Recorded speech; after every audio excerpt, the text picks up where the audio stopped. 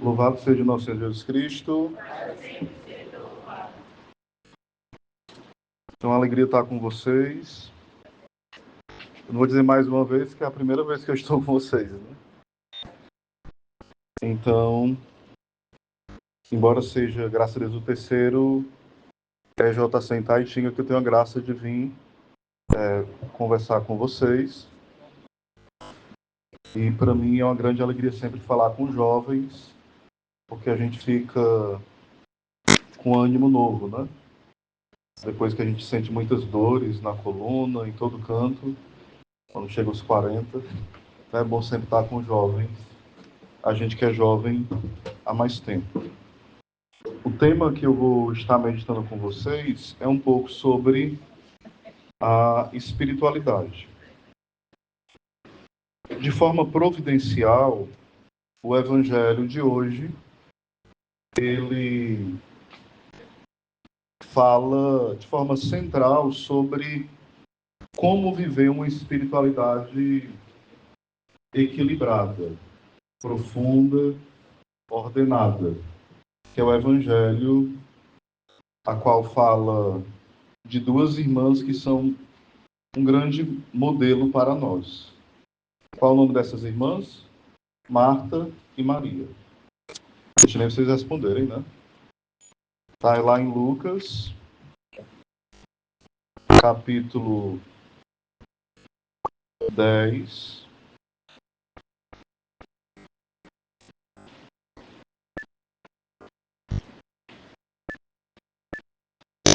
O versículo é o 38. Fala assim. À medida que for lendo, vocês vão encontrando, tá bom? Quando iam no caminho, Lucas 10, no caso aqui, 10, 38, seguintes. Quando iam no caminho, entrou Jesus em uma certa povoação. E uma mulher por nome Marta recebeu em sua casa. Tinha esta uma irmã chamada Marta, a qual, depois de se sentar aos pés do Senhor, se pôs a ouvir a sua palavra. Quanto a Marta, andava atarefada com muito serviço.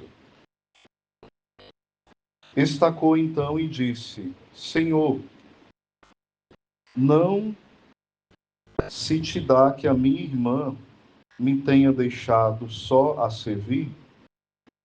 Diz-lhe, pois, que me venha ajudar. Volve-lhe o Senhor, ou seja, o Senhor voltou-se para ela, né? Em resposta: Marta, Marta, andas inquieta e agitada com muita coisa, quando uma só é necessária. Maria escolheu, de fato, a melhor parte, que lhe não será tirada. Palavra da salvação. Esse evangelho de hoje, que é muito conhecido nosso, ele vai mostrar várias coisas. Entre elas, eu vou apontar algumas. Claro que isso aqui daria um retiro só com essa passagem bíblica. Uma delas, essas pessoas foram pessoas históricas. Marta, Maria. Tem um outro que vai aparecer depois no Evangelho de São João, capítulo 11, que é Lázaro. Ele já aparece lá, onde Jesus ressuscita Lázaro. E eles eram amigos de Jesus. Jesus tinha aqueles que eram próximos, tinha a multidão e tinha seus amigos. Marta, Maria e Lázaro, por exemplo, eram amigos de Jesus. Então, o amigo que ele estava passando por ali, ele aproveitou para fazer uma refeição, né? Ele era bem acolhido nessa casa. Se sentia muito à vontade. E o que acontece é que, mesmo sendo pessoas históricas, reais, eles também são símbolos de alguma coisa. Por exemplo, Marta estava como inquieta e agitada. Ela é um símbolo de quê? Símbolo desse mundo que é provisório, agitado e cheio de tribulações. Maria, por exemplo, ela estava quieta, tranquila, calma. Ela é um símbolo de quê? Do céu, da eternidade. Porque calma de verdade nós vamos ter aonde? Se a gente for para lá, com a graça de Deus. Somente aonde? Nem no purgatório a gente vai ter, viu? Calma, porque lá, quem for, ainda vai ter as tribulações próprias do purgatório, né? Então, Maria, ela é um símbolo do céu. Essa aqui não é Maria Santíssima, é Maria, irmã de Marta. E Marta é o símbolo desse mundo. Mas também Maria é o símbolo da oração. E Marta é o símbolo do apostolado, do ministério, de pessoas que fazem o trabalho da evangelização, o trabalho pastoral, o ministério, a evangelização. Ou seja, são aquilo que é próprio de operar em serviço do reino de Deus. Então, Marta simboliza a vida ativa. E Maria simboliza o quê? As pessoas que rezam. Existem aqueles que se destacam por rezar mais e aqueles que se destacam por fazerem mais. Só que é necessário entender que aqueles que rezam mais precisam fazer alguma coisa, sim ou não? E aqueles que trabalham mais precisam também rezar, sim ou não? Então todo mundo precisa ser um pouco de Marta e um pouco de Maria. Ninguém pode só rezar e ninguém pode somente trabalhar. E quando eu falo trabalhar, eu estou falando trabalhar tanto na igreja, no serviço do reino de Deus, e eu falo também trabalhar na nossa vida diária, uma profissão, o estudo. O estudo é um trabalho, vocês sabiam disso? Ou vocês não trabalham quando estão estudando? Claro que sim. Usar a inteligência é um trabalho. Se você não usar a inteligência, você tira nota 0, ou 2, ou 3, ou não passa.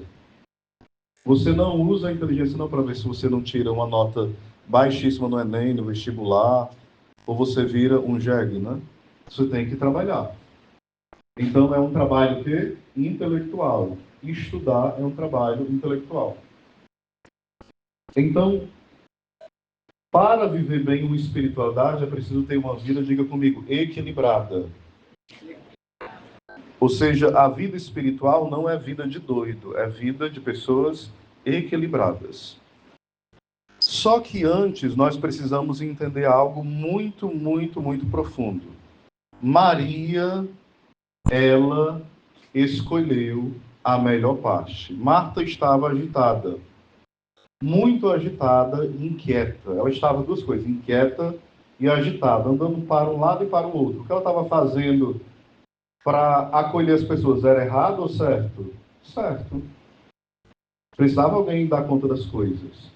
Jesus, ele está condenando ela está fazendo as coisas? Não. Jesus chama a atenção dela por quê? Porque ela está inquieta e agitada. E um outro detalhe. Antes de Jesus chamar, sem dúvida, com todo carinho a atenção dela, ela faz o quê? Vocês percebem nessa palavra? Ela chama a atenção de Jesus. Você não se importa que a minha irmã não venha me ajudar? E fique discutindo? Ou seja, a primeira a chamar a atenção, quem é? É Marta que chama a atenção de Jesus. Vocês percebem o tamanho da pretensão? Sim ou não? Se a gente não percebe, é porque às vezes a gente acha muito normal, porque nós vivemos chamando a atenção de Deus, no sentido errado. Se eu fosse Deus, eu não deixava isso acontecer. Porque a gente tem a mania de querer ser Deus. E por que a gente tem a mania de querer ser Deus? Porque nós, infelizmente, não temos a vida espiritual adequada. E, de fato, o que é ter uma vida espiritual? Jesus mesmo vai explicar nesse evangelho. Ele vai dizer aqui: Marta, Marta, tu te inquietas com muita coisa. Uma coisa só é necessária. Pergunta para o seu irmão: que coisa é essa? Se for aprofundar mesmo, nos textos mais originais, que coisa é essa? É mais do que uma coisa, é uma pessoa. Ou seja, a pessoa e o ser necessário, e que não vai ser tirado, que não está na tradução das nossas Bíblias em português, é o próprio Deus. Que não é uma coisa, é uma pessoa. Ou seja, Maria escolheu para estar com quem? Com uma coisa ou com uma pessoa? Ela escolheu estar com quem? Com Jesus. E Jesus ia ser tirado dela? Não. Ela escolheu ouvi-lo, mas antes de ouvi-lo, ela escolheu estar com ele. Vocês entenderam? Ela escolheu estar com ele. Então, a primeira coisa da vida espiritual é escolher estar com aquele que nos ama. Diga para o seu irmão, você precisa escolher aquele que te escolheu primeiro. Então, o que é a vida de oração? É escolher aquele que nos escolheu. A gente precisa escolher aquele que nos escolheu. Às vezes nós falamos com todo mundo, com os amigos, com aqueles que a gente chama de amigo e é colega, com aqueles que nós chamamos de amigos e não são nada de amigos. Mas nós esquecemos aquele que nos ama, que é toda a nossa atenção, mesmo que não precise. E ele mora em nós, e nós fazemos o que com ele? Apenas o tratamos com desprezo e como se ele nem existisse. Fazendo o quê? Vivendo como Martas agitadas, correndo para um lado e para um outro. Às vezes correndo atrás de coisas boas, dos nossos sonhos, de coisas maravilhosas, que são lícitas. Marta estava correndo atrás de coisas lícitas, sim ou não? Comer é algo muito bom. Acolher alguém que está chegando em casa e fazer coisas para a pessoa se alimentar bem é algo lícito. Porém, deixar de dar atenção àquele que nos ama é algo que é preocupante. E Marta esqueceu que a primeira coisa é dar atenção àquele a quem nos ama. E é o que nós mais esquecemos. Às vezes nós podemos assumir muitas coisas na igreja, mas se não tiver a base, as outras coisas desandam. Eu posso ser um bom catequista, eu posso ser alguém que canta bem na igreja, eu posso ser um bom coordenador, eu posso ser um bom profissional, eu posso ser um bom estudante, eu posso ter 1000 talentos, mas se eu não tenho uma base, que é a intimidade com Deus, com o tempo tudo isso vai perdendo o brilho, o sentido, e essas coisas perdem o sentido, e com o tempo também a minha vida vai perdendo o sentido. Porque aquele que dá o brilho e o sentido dessas coisas, eu não vou encontrando ele. Por quê? Porque simplesmente eu não quis encontrá-lo. O padre Garrigou Lagrange, que é um grande teólogo, né? Ele já faleceu, ele faz a seguinte comparação. Muitas vezes a gente começa a ter um diálogo com os outros, isso é sadio e é bom e necessário, senão a gente não sobrevive. A relação humana precisa de diálogo com o outro, isso é ser pessoa também. E depois a gente precisa ter um diálogo conosco, isso é bom. Precisa, às vezes, tirar um tempo para a gente, pensar algumas coisas normais, às vezes uma bobeira, sem ser coisas pecaminosas, né? Porém, tchau. Tô dando tchau, né? Tô brincando, né? Sempre faço isso. Outras vezes, a gente pode começar apenas com um diálogo egoísta e passar o dia todinho pensando o meu pecado, os meus sonhos, as minhas misérias, e transformar esse diálogo em quê? Apenas eu conversando com quem? Comigo. E quando eu converso o dia inteiro comigo, isso dá o quê? Vazio, frustração, tédio, raiva, ansiedade, depressão, raiva dos outros, um monte de coisa, um monte de doença que tem hoje aí. É só por isso? Claro que não. Tem 1001 motivos, que eu não vou dizer quais são, porque não dá tempo, e alguns porque eu não sei, né? Mas uma grande razão é porque às vezes nós passamos um dia, ou então horas, muito tempo da nossa vida conversando com quem? Conosco. E às vezes com tempo livre, parado na rede, numa cama, no sofá. Está fazendo o quê? Nada. Conversando com quem? Não, só pensando aqui. Só pensando aqui. Aí depois a pessoa está triste, abatida, querendo morrer. Tirar a vida, vazio. Nada tem sentido, com raiva da mãe, do pai, dos amigos. Escrevendo um monte de besteira na internet. Com raiva de tudo e de todos. Deus não existe. Por que o mal não tem explicação? Mas por quê? A pessoa levou todos esses problemas para quem? Para ela mesma resolver. Ela, a pessoa mais sábia desse mundo, quem é? Ela mesma. A deusa dessa terra. Que não consegue nem pagar a conta de internet, os pais têm que pagar.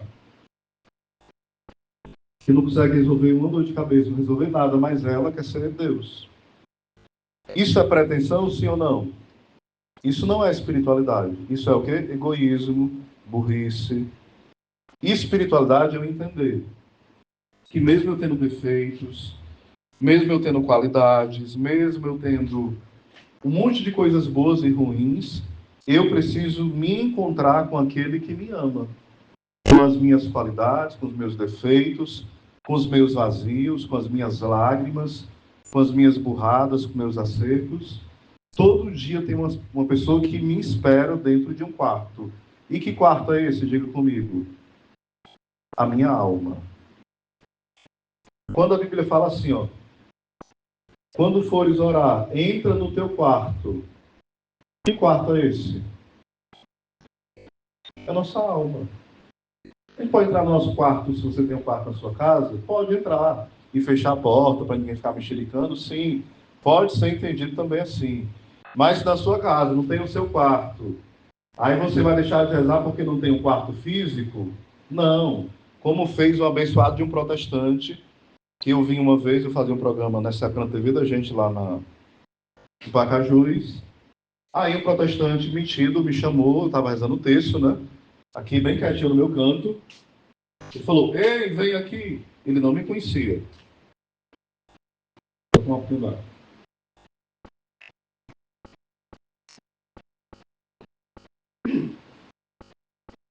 Me chamou.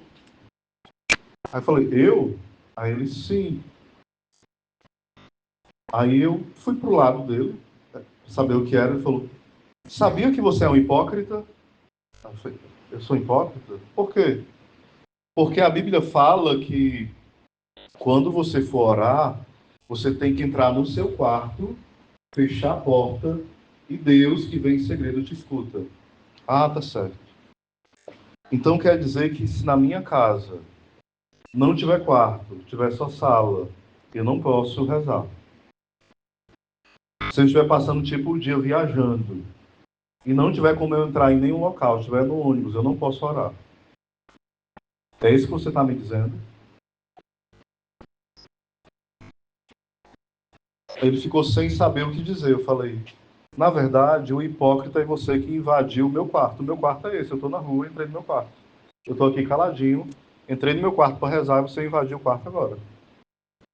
Ou seja, entrar no quarto é o que? Diga comigo, entrar em intimidade. Você pode fechar os olhos agora e entrar no quarto. Feche os olhos agora.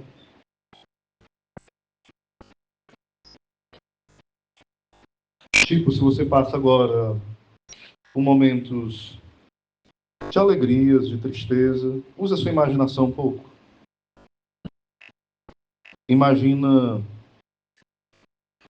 Jesus diante de você, seja a imagem de Jesus misericordioso, Jesus na cruz, ou a forma que você imagina Jesus do seu jeito.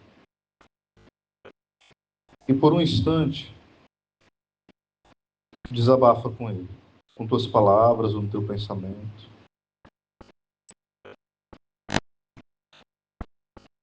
Diz para ele quais são as dores hoje que no seu coração existem. O alcoolismo do seu pai, às vezes a falta de diálogo com a sua mãe, a falta de presença e de confiança com alguns amigos, às vezes a solidão que você nem sabe explicar por que ela vem.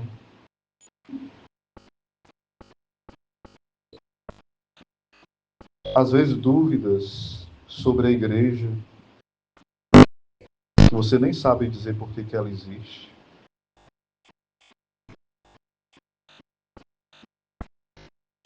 Dúvidas sobre a fé.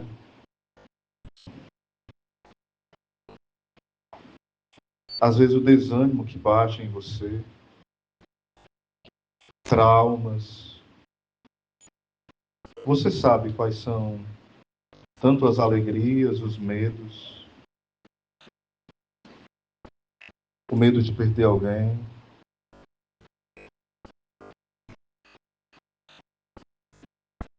Jesus, eu te peço que tu visite esses jovens. A solidão que alguns passam, a tristeza que alguns passam, a depressão, a ansiedade, às vezes a revolta. Jesus, eu te peço que tu visites com a tua misericórdia infinita. Às vezes a tentação de tirar a própria vida, porque o brilho foi se apagando, porque encontraram palavras de acusação e não de esperança. Visita, Jesus, este jovem em particular, este rapaz, que no lugar de encontrar o abraço de um pai, encontrou cobranças. No lugar de se encontrar abraçado, se encontrou muitas vezes com sentimento de humilhação.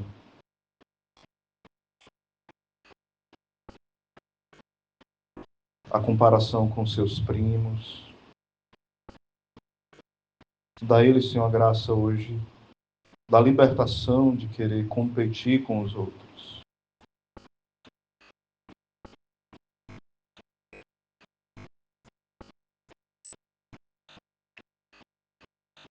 Amém? Isso é um pouquinho entrar no quarto. Eu não preciso... É difícil entrar no quarto? Se a gente entrar no quarto todo dia, 5 minutos, 10, todo dia, a nossa vida muda. Ninguém pode invadir esse quarto. Ninguém. Se a gente entrar todo dia nesse quarto, a gente tem força para pregar, para evangelizar. Por exemplo, eu acho que eu tenho uns 7 minutos, mais ou menos 6, né? Dá só mais um. Depois eu rezo a Ave Maria para ti. Por exemplo, eu, com 13 anos, eu queria me matar. Por vários problemas. Alcoolismo no meu pai, depressão profunda, tantas coisas mais, né? Várias coisas dentro da minha família. E lá tive uma experiência com Deus em um evento chamado Jesus Está Vivo. E ao longo desse tempo, fui tendo uma experiência com Deus, fui curado da timidez. Eu era excessivamente tímido, né? Tenho uma timidez natural, mas não timidez que me impede hoje de falar com as pessoas, né? É tanto que hoje faço programa de rádio, faço programa de TV, prego em todo canto que me chamar. Então fui curado de uma timidez mais excessiva. Ao longo da minha vida, tinha muitas feridas com meu pai, por conta do alcoolismo e de várias outras coisas bem fortes. Mas ao longo do caminho, rezando, Deus me mostrava numa visualização meu pai, e Deus me deu um grande sentimento de compaixão com ele.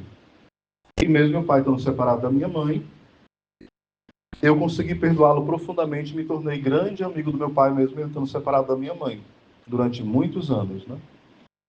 E ele não tinha pedido perdão, nunca me pediu perdão, né? Mesmo assim, a gente rompeu a barreira, eu fiquei amigo dele. Graças a Deus, embora hoje ele seja evangélico, né? Minha mãe é católica. Ele acabou separando da minha mãe. Mesmo assim, graças a Deus, o perdoei, depois de tanta coisa que teve de feridas, né? Por uma graça de Deus. E após 19 anos de separados, eles estão de volta, né? Um ano que eles voltaram, estão bem, graças a Deus, após 19 anos de separado, porque para Deus nada é impossível.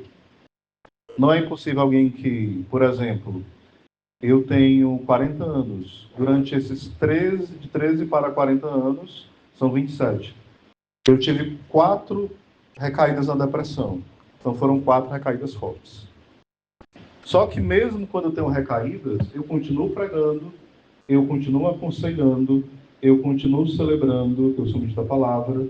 Ou seja, mesmo quando às vezes eu estou com o coração vazio, sangrando dentro de casa, eu saio para pregar a missão.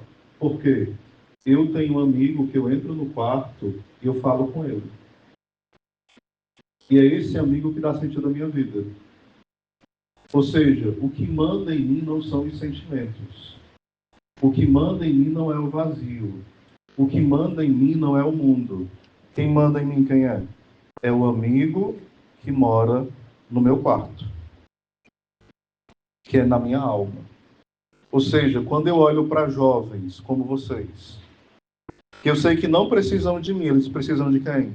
Do amigo que mora na minha alma. Então, mesmo quando eu não tenho coragem nem de olhar para o espelho de quanto eu sou feio, só que eu sei que Deus me acha lindo, então eu vou pregar. Eu vou aconselhar, eu vou rezar. E entendo que a minha vida tem sentido. Não importa o que eu estou sentindo. O que importa é o que Deus pensa de mim. Santa Teresinha sempre falava, diga comigo, eu sou o que Deus pensa de mim. E o que Deus pensa de você? Diga comigo, que eu sou um filho amado, que eu serei santo e que Ele me espera no céu.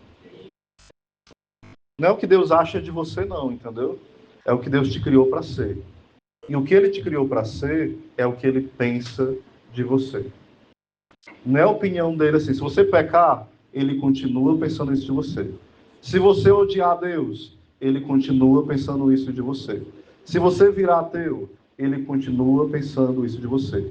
Porque Ele te espera, mesmo quando você desistir de você. Ele sempre vai te esperar onde? No quarto da sua alma. Só para terminar, diga para o seu irmão, Deus te espera no quarto da sua alma. Diga para você, Deus me espera no quarto da minha alma. Quando a gente entender isso, a gente vai ter coragem de enfrentar tudo. Não tem cão que segura a gente, não tem mundo, nada segura um homem e uma mulher que reza. Não tem inferno, não tem demônio, não tem tristeza, nada nem ninguém segura um homem e uma mulher que reza. Nada e nem ninguém. Nem o inferno inteiro, nada. Amém? Louvado seja nosso Jesus Cristo. Dá tempo de cantar, não? Quem é esse Deus? Pede aí, gente, para eu cantar essa música com vocês.